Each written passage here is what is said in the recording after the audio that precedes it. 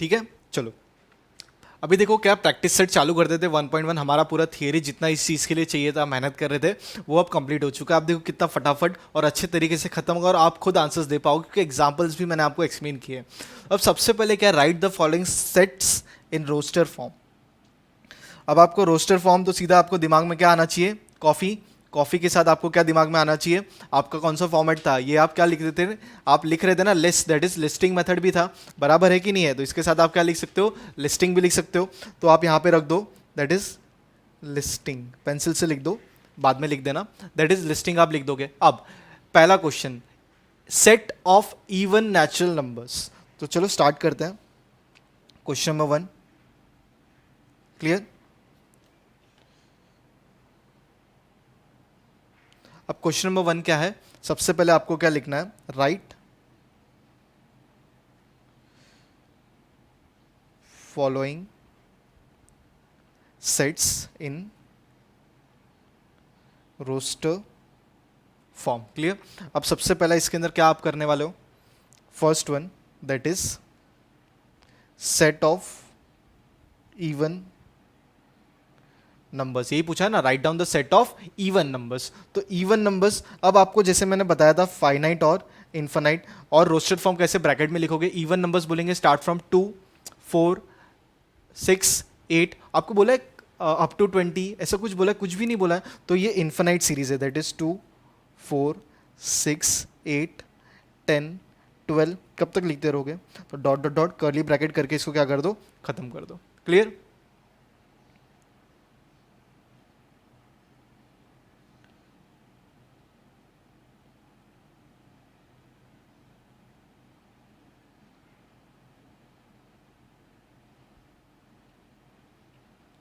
एक मिनट, ठीक है। तो ये पहला हो गया set of even numbers. Next question देखते क्या है, मैं आपको लिखने को बाद में पूरा टाइम देता हूं, ठीक है। Set of even prime numbers. अब देखो यहां पे क्या लिखा हुआ है, 1 to 150 इवन प्राइम नंबर्स, ठीक है। ऑड नंबर्स नहीं पूछे, इसका हमने एग्जांपल जब लिया था वहां पे सिर्फ था इवन नंबर्स था, बराबर, सॉरी प्राइम नंबर्स थे, इवन वहां पे नहीं था। इवन प्राइम नंबर हमारे पास सिर्फ एक ही है, दैट इज 2, और कोई नंबर नहीं। उसके बाद 2 3 5, फिर आपने देखा था 7, बराबर है 11, ये रहा ना, ये देखो ये रहा ना एग्जाम्पल हमने लिया था। तो ये सब कौन से नंबर्स आएंगे, आपके ऑड नंबर्स हैं। तो इवन नंबर आपके पास प्राइम नंबर एक ही है, दैट इज 2। तो लिख देते सेकंड वाला भी लगे हाथ। सेकंड क्वेश्चन तो आपको पता है, that is set of even prime numbers from 1 to 150। Clear. तो क्या आंसर था, इसको क्या नाम दे देता हूं मैं, बी सेट। एक ही है ना आपका आंसर, 2, और खत्म हो गया। तो ये फाइनाइट सेट हो गया, और ऊपर वाला क्या हो गया, इन्फानाइट हो गया। क्लियर है। इसको आप क्या बोल सकते हो, ये आप पेंसिल से लिख दो बाद में, तो आप क्या होगा, क्लासिफिकेशन भी सीख जाओगे। फाइनाइट लिमिटेड, बराबर है, और कोई 2 के अलावा और कोई नहीं है। अब इसके आगे क्या हो गया, इन्फानाइट, अनलिमिटेड, चलते रहेगा गाड़ी, बराबर है, जितने नंबर से अनलिमिटेड चलते ही रहने वाला है, that is finite and infinite. चलो नेक्स्ट ले लेते हैं नंबर थर्ड क्वेश्चन। तो बहुत सिंपल है, इस तरीके से छोटे छोटे 2 मार्क के लिए 1 मार्क के लिए आपको पूछेंगे। Set of negative integers. Integers आपको मैंने बताया था नंबर के अंदर, याद है, तो चलो वो भी रिवाइज करा देता हूँ आपको, इंटीजर्स पे भी पहुंचते हैं। पहले लिख लेता हूँ यहाँ पे, सेट ऑफ नेगेटिव इंटीजर्स। आ जाओ, सबसे पहले आपका नोट्स लिखे होंगे, ये रहा ना इंटीजर्स। इंटीजर्स के अंदर 2 बताया था, पॉजिटिव एंड नेगेटिव, ये देखो, ठीक है। तो यहाँ पे क्या पूछा, सिर्फ नेगेटिव पूछा है, तो -1 -2 -3 -4 चलते रहेगा। अगर आपने नहीं लिखा तो ये लिख लो, एग्जाम्पल्स भी आपके पास दिए थे मैंने, अगर छूटा होगा तो 2 मिनट के लिए मैं रख रहा हूँ यहाँ पे, आप देख लो। बाकी ऊपर का तो आपके पास नोट्स है ना लिखा हुआ पूरा। ये रहा ना नेगेटिव इंटीजर्स। क्लियर है। तो यही हमको यहाँ पे पूछा है। चलो, तो क्या बनेगा आंसर, इसको हम लोग नाम दे देते हैं, इंटीजर्स हमेशा डिनोट होते हैं किससे, आई से। तो आई क्या लिखते हैं अभी हम यहाँ पे, -1 -2 -3 -4 -5, क्योंकि इन्फानाइट सीरीज है ना, आपको एंडिंग दिया क्या, अप टू लेस देन -10 या मोर देन फाइनल, कुछ भी दिया है क्या, लिमिट, कुछ भी लिमिट आपके लिए बाउंड्री दी नहीं गई है, तो ये अनलिमिटेड चलते रहेगा। क्लियर है कि नहीं है। तो ये थर्ड सम भी हमारा हो गया क्वेश्चन नंबर 1 का। चलो नेक्स्ट देखते हैं 7 बेसिक साउंड ऑफ सरगम, सुर, सारे गा मा पा, वही है ना सरगम। अगर आपको पता नहीं था तो देखो यहाँ पे जनरल नॉलेज भी आ जाएगा, नहीं पता है तो आज के बाद भूलना नहीं। जैसे कलर ऑफ रेनबो, कितने कलर होते हैं रेनबो के अंदर, फिर सरगम के अंदर कितने सुर होते हैं, तो ये सब चीज़ें हमको यहाँ पे लिखनी है। यही तो सेट है, सेट का डेफिनेशन वही था ना, कुछ भी चीज़ आप अरेंज करो इन डेफिनेट ऑर्डर, बराबर है कि नहीं, वो एक चीज़ उस कंडीशन के अंदर क्या होनी चाहिए, आनी चाहिए, तभी आप उसको सेट बोल पाओगे। क्लियर है? तो लिख लेते हैं ये वाला भी।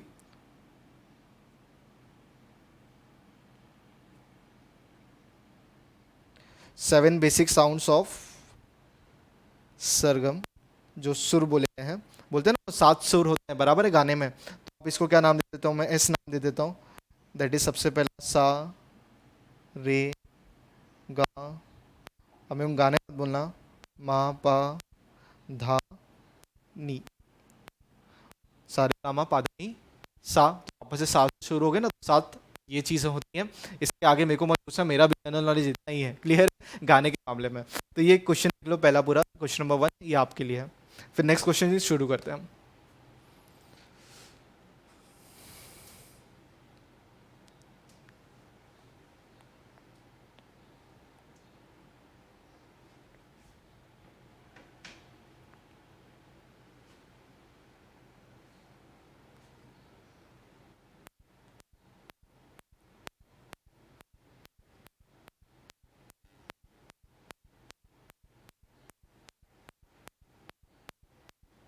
चलो हो गया, बढ़े आगे question number 2।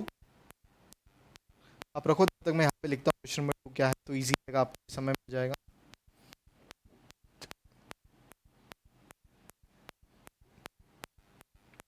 Right following symbolical statement words, ठीक है।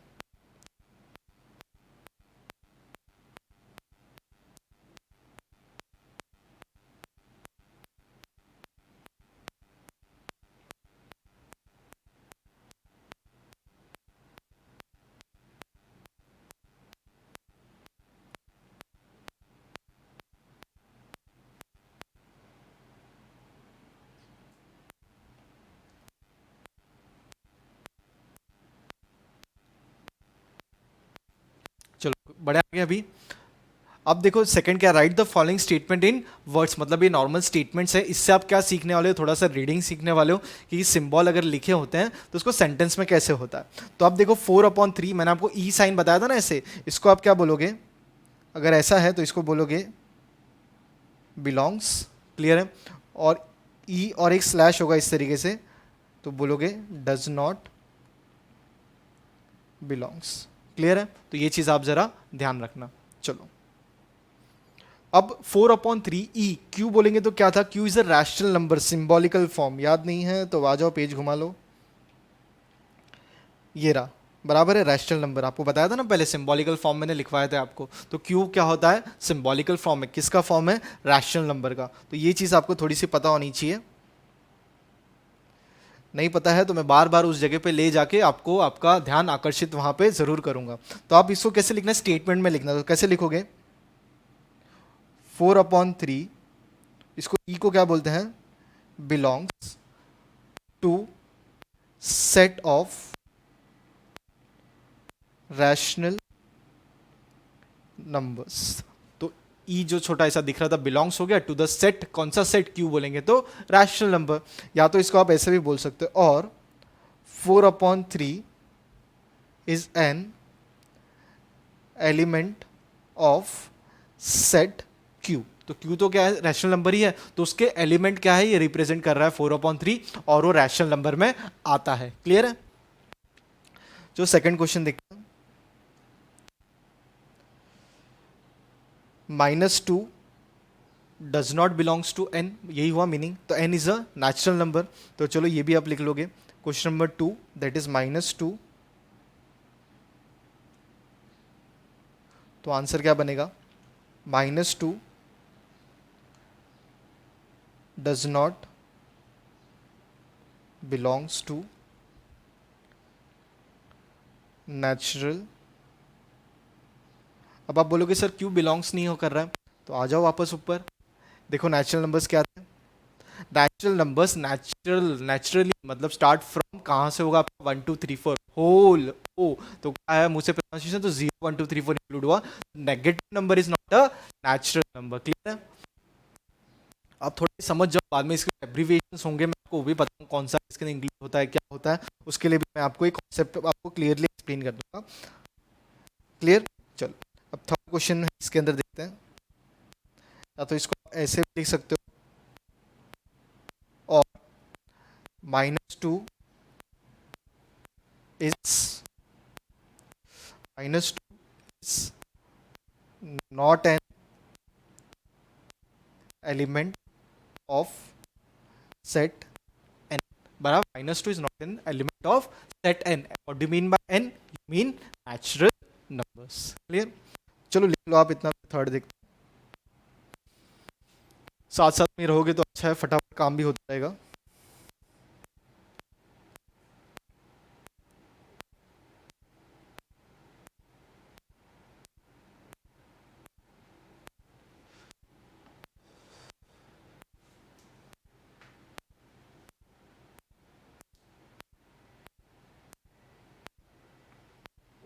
ठीक है, चलो बढ़े आगे। थर्ड क्या बोला है? P is such that P is a odd number। तो ठीक है, सिंबॉलिकल फॉर्म में हमको क्या करना है? Right the following symbolical statement in words. तो चलो वर्ड्स के अंदर लिख लेते हैं। अब आपने मैंने जो बोला ना वही आपको लिखना है, ऐसा कुछ नया यहाँ पे चीज़ नहीं है। क्वेश्चन नंबर 3,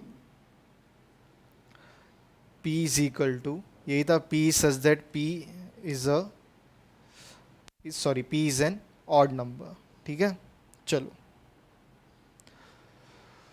तो आंसर होगा इसका। अब आप दिख रहे हो आपको क्या लिख रहे हो? आप सिंबॉलिकल को आप सेंटेंस में रिप्रेजेंट करो, तो आप करली ब्रैकेट एस वगैरह कुछ भी लिख नहीं रहे हो, ये आप ये सेट को रिप्रेजेंट कर रहा है, तभी वो इस तरीके से लिखा गया है, P इज इक्वल टू। तो क्या लिखोगे? P इज अ सेट, जब ब्रैकेट आ गया है, दोनों कर्ली ब्रैकेट, आप उसको क्या बोलते हो? सेट। तो P एक सेट है, इज सेट किसका?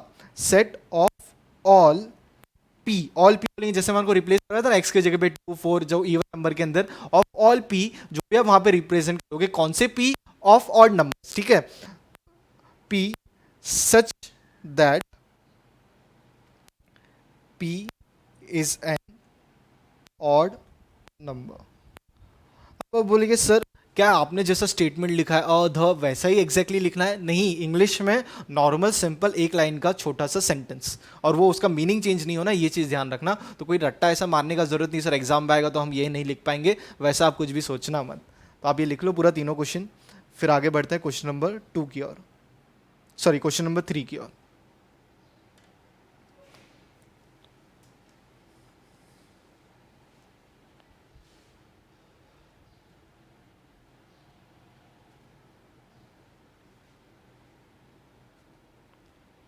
ठीक है, चलो बढ़ते हैं नेक्स्ट क्वेश्चन। अब हमारा क्वेश्चन नंबर 1 हो चुका है, क्वेश्चन नंबर 2, क्वेश्चन नंबर 3 की ओर बढ़ते हैं। Write any two sets by listing method and rule method. मतलब एक पर्टिकुलर सेंटेंस आपको खुद को चूज करना है, उसका लिस्टिंग मेथड में भी आप लिखो और उसको रूल मेथड में भी बना दो। लिस्टिंग नंबर्स के फॉर्म में, रूल मतलब स्टेटमेंट के फॉर्म में। क्लियर? लिस्टिंग का नाम रोस्टेड मेथड भी है और रूल मेथड का नाम कौन सा है आपका?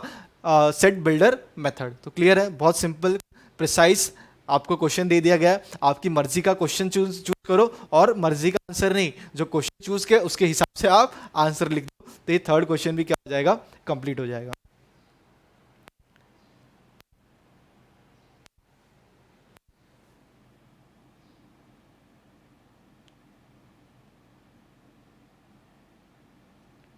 ठीक है, तो सबसे पहले मैं क्या लिखता हूँ? एक क्वेश्चन लिख लेता हूँ, मेरी तरफ से ले लेता हूँ। A is equal to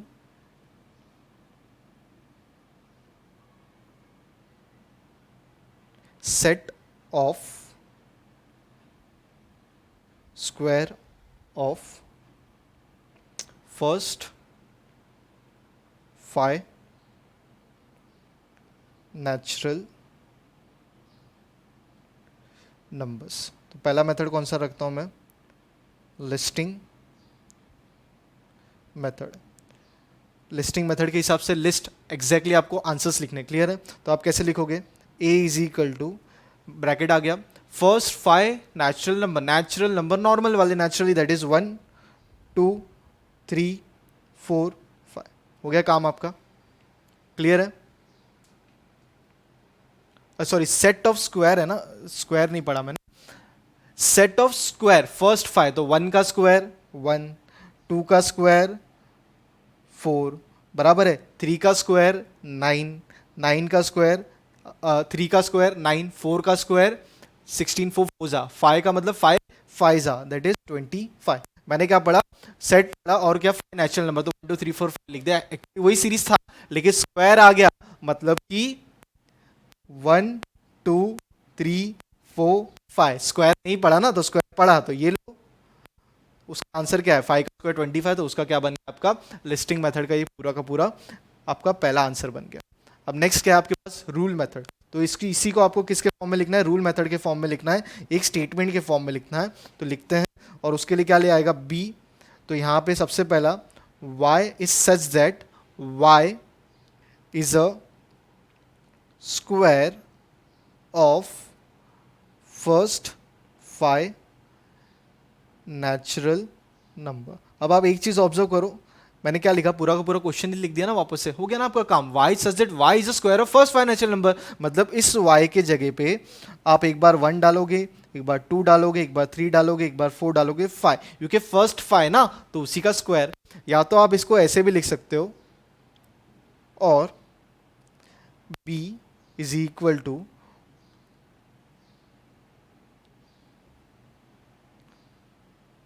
y such that y is equal to N square, मतलब एन के जगह पे 1 डालो, पहले 2 डालो, 3 डालो, 4 डालो, वही बात हुई ना, y is such that y is equal to N square, काम हो गया ना आपका।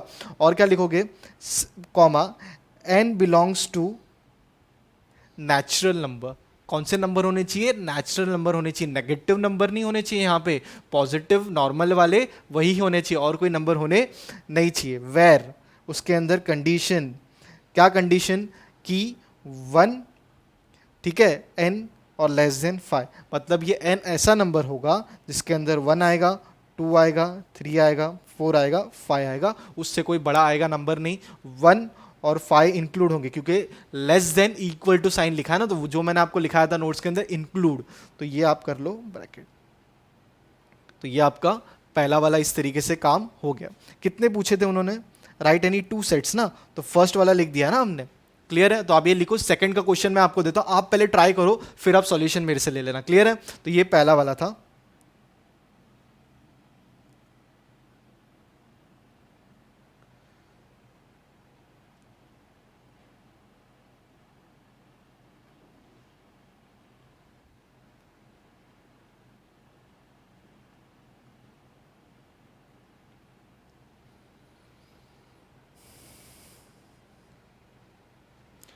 Z is a prime number greater than 10 and less than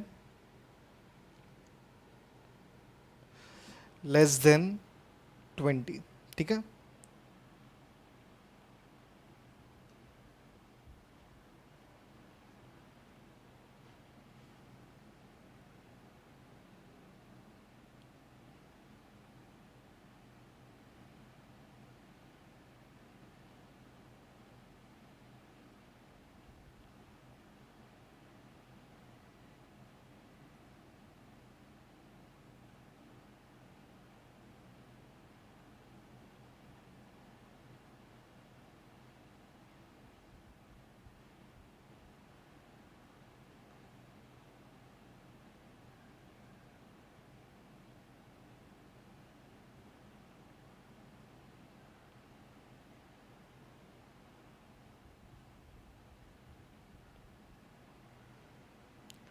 ठीक है बड़े, z is a prime number greater than 10, prime number होना चाहिए 10 से बड़ा पर 20 से लेस। प्राइम नंबर मतलब number which are divisible by itself. तो लिस्टिंग मतलब एग्जैक्टली आंसर्स लिखने हमको, तो पहला नाम दे देते हैं सेट को ए, तो कौन सा होगा बताओ, 2 तो होने वाला नहीं है, 3 तो होने वाला नहीं है, तो डायरेक्टली 7 भी नहीं होगा, 11 13 17 और लास्ट वाला कौन सा आपका 19। तो आपका काम यहाँ पे कंप्लीट हो चुका।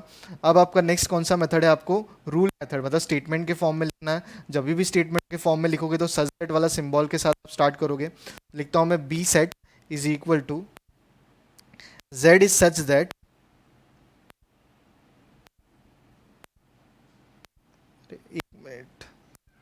सेट का नाम है B, curly bracket, z is such that z is a, ठीक है, प्राइम नंबर, 10 इंक्लूड करके, अगर वो इंक्लूड होता है, डिवाइड अगर होता तो 10 आंसर आता, पर हो रहा नहीं है। लेस देन इक्वल टू, आपने क्या लिखा, z लेस देन 20। अब यहाँ पे इक्वल टू डालो नहीं डालो ई की बात है, क्योंकि 10 इंक्लूड होके भी वो प्राइम नंबर आता नहीं है, सॉरी ग्रेटर देन, तो इंक्लूड नहीं होगा, ग्रेटर देन पूछा ना, तो 10 से बड़ा, 11 12 से शुरू हुआ, लेस देन 20, 20 के इधर साइन इक्वल टू नहीं डाला, लेस देन, नहीं तो 20 इंक्लूड हो जाता, तो लेस देन 20 मतलब 19 हुआ आंसर, ग्रेटर देन 10, मतलब कि ग्रेटर देन 10 बोलेंगे तो क्या हो जाएगा, 11 12, लेस देन 20 बोलेंगे तो 18 19, तो बीच में डॉट डॉट डॉट। तो इस सीक्वेंस को सिंबॉलिकली आप इस तरीके से रिप्रेजेंट कर सकते हो। तो ये आप लिख लो, क्वेश्चन नंबर पूरा का पूरा 3 आपके लिए ये रहा। ठीक है ना, इजी लग रहा है। अब मेरे ख्याल से कितना बचा है, 2 ही एक्सरसाइज बचे हैं, सॉरी 2 सम्स बचे, 2 question. Right the following sets using listing method, तो उसको आपको क्या लिखना है, सेट्स बनाना है यूजिंग लिस्टिंग मेथड के हिसाब से, और नेक्स्ट है आपका रूल मेथड, तो सिंपल है, तो पहले आप ये लिख लो इतना।